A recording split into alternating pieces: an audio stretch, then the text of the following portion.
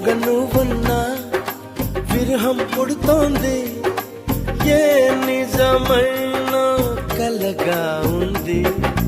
విసుగేతో కలిగింది, దిగులేతో పెరిగింది, అసలేతో జరిగింది, మతి కాస్త పోయింది.